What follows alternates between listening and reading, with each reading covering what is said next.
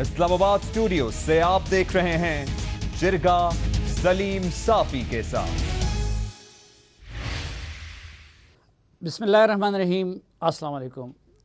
ناظرین، پاکستان کو اس وقت سنجیدہ ترین چیلنجز کا سامنا ہے، لیکن بدقسمتی یہ ہے کہ عموماً میڈیا میں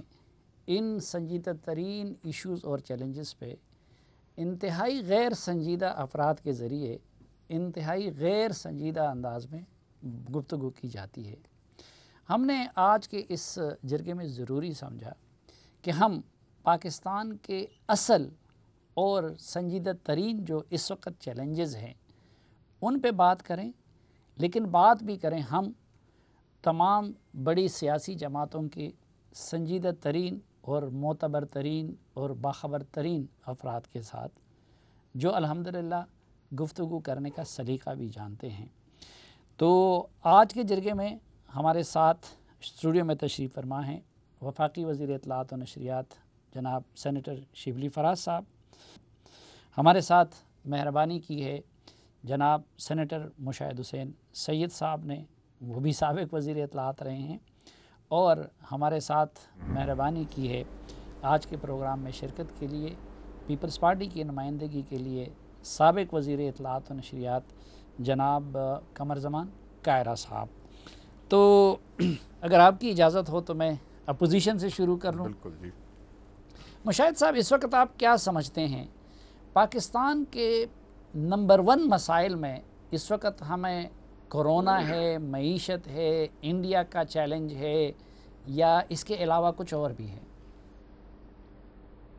اس کے علاوہ کچھ اور بھی ہے۔ ایک تو یہ ہے کہ میں دیکھ رہا ہوں کہ جو ثمرات تھے دہشت گردی اور انتہا پسندی کی جنگ کے خلاف، وہ کچھ ختم ہو رہے ہیں، اور ملیٹنسی پھر سے سوات ہو، وزیرستان ہو، تو میرا خیال میں ایک یہ بھی بہت بڑا چیلنج ہے۔ اور ساتھ دوسرا چیلنج یہ بھی ہے کہ ملک کے اندر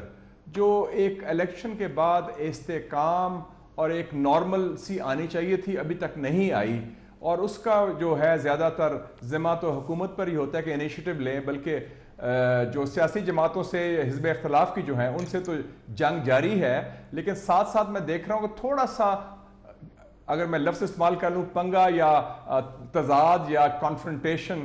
وہ میڈیا سے بھی ہو رہی ہے اور عدلیہ سے بھی ہو رہی ہے، جو میرے خیال میں کسی جمہوری حکومت کے لیے ٹھیک نہیں ہے کہ یہ دونوں جنگیں جو ہیں، میڈیا کے خلاف بھی اور عدلیہ کے خلاف بھی، یہ کبھی کوئی جمہوری حکومت نہیں جیت سکتی۔ تو یہ اس سے عدم استحکام کی طرف جا رہا ہے، کیونکہ لوگوں کو اکٹھا کرنے کی ضرورت ہے کووڈ-19 کے خلاف، کرونا وائرس کے خلاف، اور اس میں میرے خیال میں بہت بڑا ایک خلا ہے، اور وہ خلا حکومت کو چاہیے وہ پوری کرے اپنی قیادت کے ذریعے۔ لیکن یہ میرے خیال میں بڑے چیلنجز میں یہ بھی شامل ہے، اور آپ نے جو بیان کیا میں اس سے اتفاق کرتا ہوں۔ اچھا، ایک تو قمر زمان کائرہ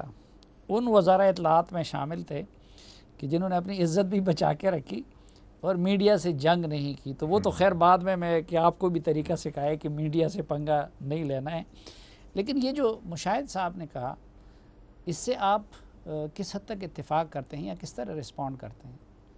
دیکھیں، مشاہد صاحب نے جو بہت شکریہ صافی صاحب۔ کائرہ صاحب آپ کی طرف میں بعد میں آتا ہوں، پہلے ذرا حکومت کا۔ جی، مشاہد صاحب نے جو جن دو پہلوؤں کی طرف، دو ایشوز کی طرف ذکر کیا، میں یہ سمجھتا ہوں کہ جی دیکھیں، اس میں کوئی شک نہیں ہے کہ جو بڑی مشکل سے ہم ایک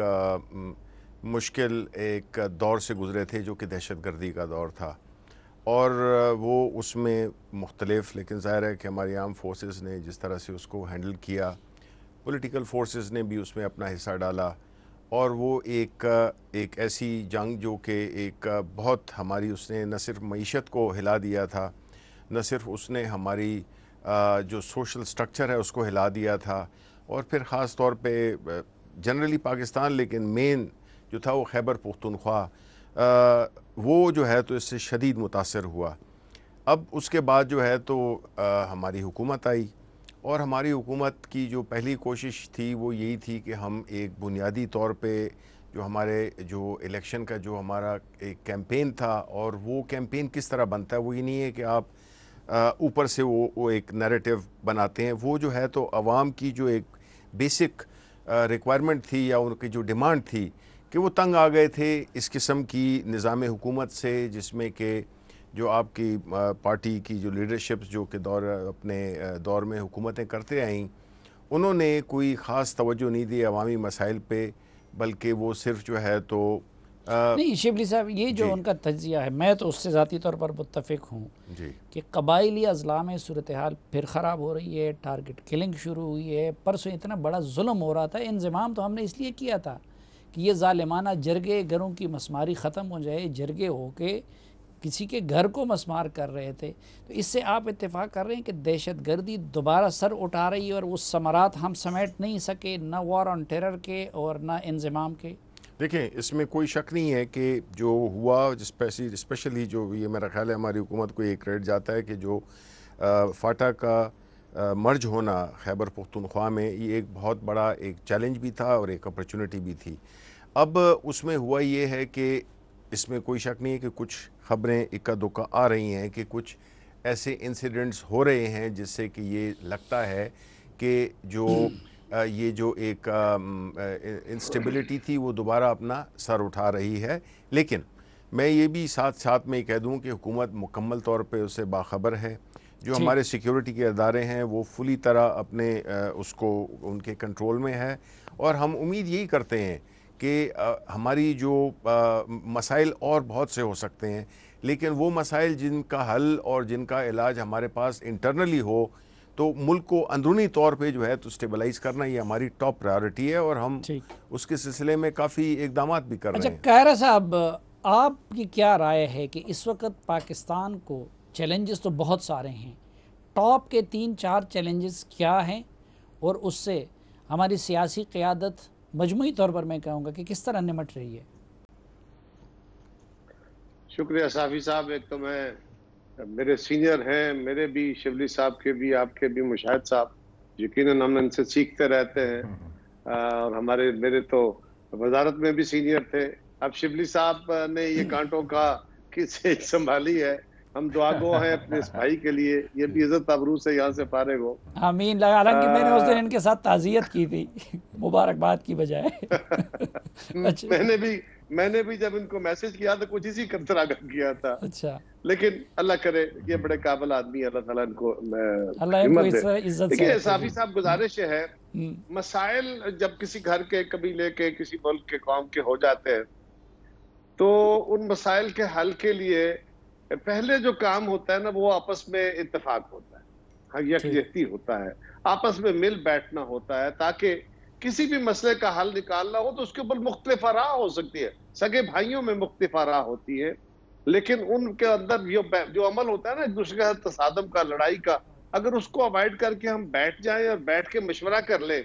تو مشاورت سے ہمارے دین کے مطابق بھی اور دنیا کے تجربے کے مطابق بھی مشاورت سے بہتر راستے پیدا ہوتے ہیں. ٹھیک.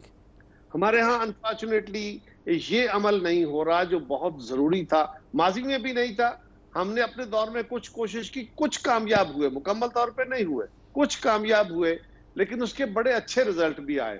آج بھی میری نظر میں چیلنجز ہیں. ایک آپ کو ایشوز ہیں، بالکل جس ایشو کی طرف مشاہد صاحب نے اور شبلی صاحب نے اور آپ نے نشاندہی کی، قبائلی میں اس پہ بھی بات کرتا ہوں. لیکن ایک ہے جو پرنسپل پرابلم ہے. پرنسپل پرابلم یہ ہے کہ ہم آپس میں بیٹھنے کو تیار نہیں ہیں. ٹھیک ہے، موجودہ حکومت کہتی ہے کہ ہم آئے ہیں اس نقطہ نظر سے کہ پچھلی حکومتیں بڑی خراب تھیں، گورننس خراب تھی، کرپشن ہوئی، فلان ہوا، اور اس سے ملک کو نقصان ہوا، ہم نے ملک صاف کرنا ہے. اوکے، یہ آپ کا ایجنڈا ہے. اب اس کو صاف کرنے کے کیا طریقے ہو سکتے ہیں؟ اگر آپ کی بات درست ہے تو کیا طریقے ہو سکتے ہیں؟ کیا ریولوشن لا رہے ہیں؟ میرا خیال ہے ریولوشن تو نہیں آ رہا. ریولوشن کے اپنے طریقے ہوتے ہیں. ایک معاشروں کو درست کرنے کا طریقہ ہوتا ہے کہ آپ انقلاب لے آتے ہیں. دوسرا طریقہ جو دنیا میں مروج ہے وہ ہے ایوولوشن کا. ایوولوشنری طریقے سے آپ نے پارلیمانوں کے اندر، عوامی نمائندگی کے اندر، جو جمہوری طریقہ ہے ان کے اندر سے چیزیں پیدا کر کے ان کو آہستہ آہستہ آگے لے کے چلنا ہے. آپ نے مشاورتی عمل بڑھانا ہے، اور آپ کو ناپسندیدہ لوگوں سے بھی بیٹھ کے بات کرنی پڑے گی، کیونکہ جمہوری عمل جو ہے تو یہ قاہرہ صاحب اس کا فورم تو کہتے ہیں پارلیمنٹ ہے، سب کی نمائندگی ہے، تو پارلیمنٹ کے اجلاس تو ہو رہے ہیں. میں گزارش کرتا ہوں پارلیمنٹ کے اجلاسوں کے علاوہ ہمارے ہاں کیونکہ بہت پولرائزیشن ہے، اور پارلیمنٹ کے اجلاس جس میں وزیر اعظم نہ ہو, پارٹی ہیڈز نہ ہو, وہاں پہ ڈیبیٹ کے کوالٹی کیا ہوتی ہے, کس طرح. اور پھر دوسرا, ہم پارلیمان کے اندر, میں نہیں کہتا میں اس میں شامل نہیں ہوں یا میری جماعت شامل نہیں ہے, ہم سارے ایک دوسرے کے اوپر مڈ سلنگنگ کر کے اکثر اوقات, ساری ہر وقت نہیں, اکثر اوقات ہم ویو کو ڈیفلیکٹ کر دیتے ہیں اور پوائنٹس کو, اسی طرح ہم آپ کے پروگراموں میں بیٹھ کے کرتے ہیں. سوال یہ ہے کہ بالکل اپوزیشن کا کام اٹیک کرنا ہے, اپوزیشن نے کرٹیسائز کرنا ہے, رستے پیدا کرنے ہیں, لیکن ایٹ دا سیم ٹائم اگر آپ بیٹھ کے کوئی مشاورت کر کے رستہ نکالتے ہیں تو اس کا ایک سب سے بڑا فائدہ یہ ہوتا ہے کہ قوم کو جو میسج جاتا ہے وہ یہ ہے کہ کسی ایک جماعت کا نہیں ہے, یہ بہت ساری جماعتیں, ساری قومی قیادت اکٹھی ہوئی ہے. اور دوسری گزارش یہ بھی ہے کہ جو ہمارے ادارے ہیں ان کو بھی یہ میسج دینا ہوگا. اگر یہ ہمارے ادارے اور ایجنسیز یہ میسج دیں کہ یہ سیاستدان کیا ہے, یہ تو کٹ پتلیاں ہیں, میں بھی کہوں کٹ پتلیاں ہیں, آپ بھی کہیں, اور ہم کھلا کھلا کہتے ہیں الیکشن چھینے گئے ہیں, فلان ہوا ہے, بہت ساری لمبی داستان ہے, میں بحث میں نہیں جاتا. عدلیہ کے اوپر ہو کہ اگر عدلیہ جو ہے وہ میسج یہ ہو کہ عدلیہ تو انٹچیبل ہے, عدلیہ کو تو پوچھا نہیں جا سکتا, لیکن عدلیہ جب چاہتی ہے وہ ایگزیکٹو کو بلا کے غلط فیصلے کر کے بھی, مطلب افتخار چوہدری صاحب نے بہت سارے غلط فیصلے کیے, جسٹس منیر نے غلط فیصلے, اس طرح کے ہو جاتے ہیں فیصلے, نیتن یا غیر دانستن کی بات نہیں میں کر رہا, لیکن اس سے انفیکٹ کیا ہوتا ہے کہ باقی ادارے سبسائڈ ہو جاتے ہیں. تو کرائسس کے اندر جنہوں نے فیصلے کر کے عمل کرنا ہے وہ ایگزیکٹو اتھارٹی انڈرمائن ہو جاتی ہے. ٹھیک, اچھا جی, پولیٹیکل اتھارٹی مجھے بریک پہ بھی جانا ہے قاہرہ صاحب, لیکن پہلے میں نے کہا پھر لوگ بھول جائیں گے. اگر شبلی صاحب رسپونڈ کریں جو کچھ آپ نے فرمایا ہے. دیکھیں, میں یہ سمجھتا ہوں کہ یہ جو باتیں قاہرہ صاحب نے کی ہیں, بات یہ ہے کہ جی ہم نے یہ دیکھنا ہے کہ یہ ملک کس طرح سے چلتا ہے. 72 سال ہو گئے ہیں اور کم ہی عرصہ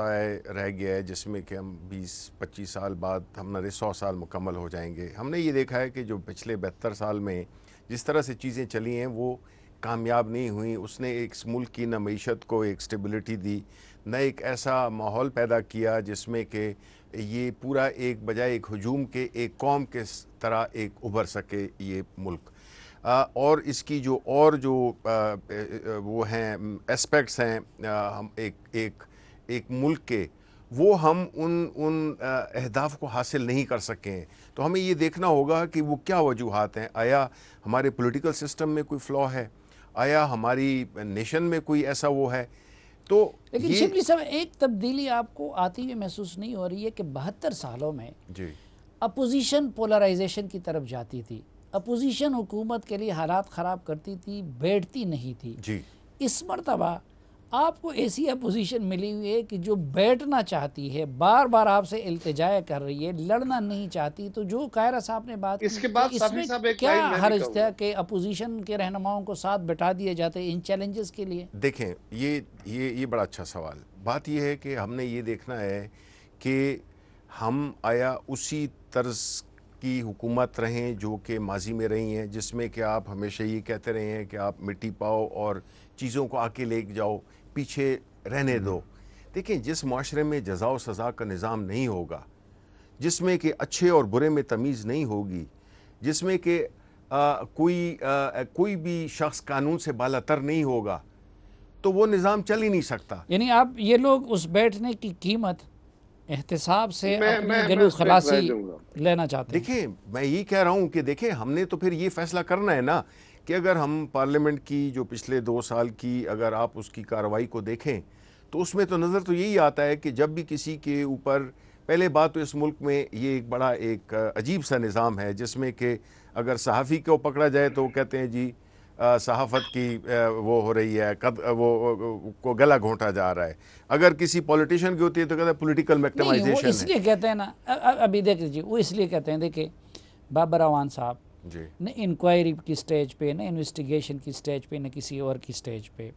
باقی آپ کے کتنے منسٹر کس سٹیج پہ, جب ان کو اسی سٹیج پہ نہیں گرفتار کیا جاتا جی,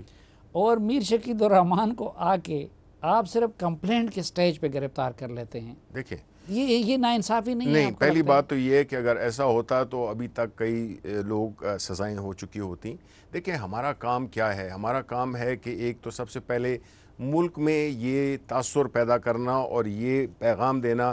کہ دیکھیں آپ اگر حکومت کو، میرے ہو سکتا ہے میرے جو دونوں محترم ساتھی ہیں وہ اس سے ایگری نہ کریں، بٹ پوری قوم جانتی ہے کہ یہ تو طے ہے نا کہ جو پرانا طرز سیاست تھا جس میں آپ یہ کہتے ہیں کہ سارے مل کے بیٹھ جاتے تھے، وہ مل کے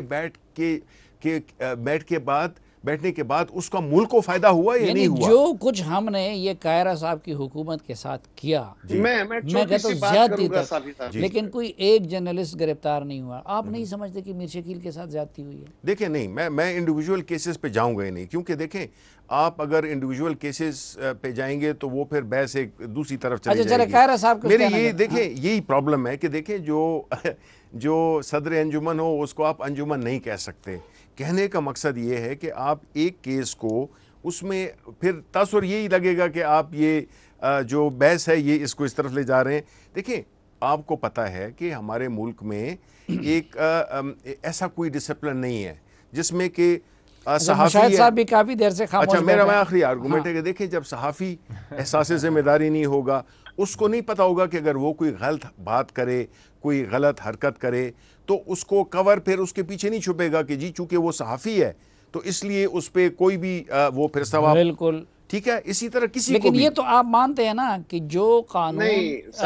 قانون اس کے لیے ہو شاہد خاقان عباسی کے لیے، وہی کلیہ زلفی بخاری کے لیے بھی ہونا چاہیے۔ دیکھیں پہلی بات تو یہ ہے کہ جو بھی آپ نام لے رہے ہیں، نہیں مجھے صرف یہ بتائیں انصاف کا تقاضا یہ ہے کہ نہیں ہے؟ دیکھیں میں نے تو آپ کو انصاف کا کلیہ پہلے دے دیا کہ nobody is above law، ہاں کوئی قانون سے بالاتر نہیں ہے۔ دیکھیں ہماری تحریک میں یہ مانتا چلوں کہ ہماری تحریک میں جو میڈیا نے ہمیں سپورٹ کیا، اب جس وجہ سے آپ نے ہمیں سپورٹ کیا وہ کیوں کیا؟ یہی کہ عمران خان ایک آنیسٹ، ایک کمیٹڈ، ایک سنسیئر لیڈر ہے جس کا نہ کوئی کاروبار ہے نہ، اور وہ اس ملک کی بھلائی چاہتا ہے۔ وہ ایک 22 سال کا سفر میڈیا کو حضرت علی کرم اللہ وجہہ نے کتنے عرصے پہلے سمجھا دیا تھا، میڈیا کو نہیں سمجھ رہی تھی تو اب اس کو سزا ملنی چاہیے۔ دیکھیں نا تو جس کاز کو آپ نے سپورٹ کیا تھا ابھی وہ جب ہو رہا ہے تو آپ اس کے مخالف مجھے ذرا بریک کا آپ کے سینئر بھی ناظرین ایک مختصر سی بریک تو قاہرہ صاحب نے بھی بہت کچھ کہنا ہے اور مشاہد حسین سعید صاحب بھی کافی دیر سے خاموش ہیں بلکہ سن رہے ہیں، بیتاب ہے کہنے کے لیے، تو ان دونوں کی رائے بھی سنتے ہیں ایک وقفے کے بعد۔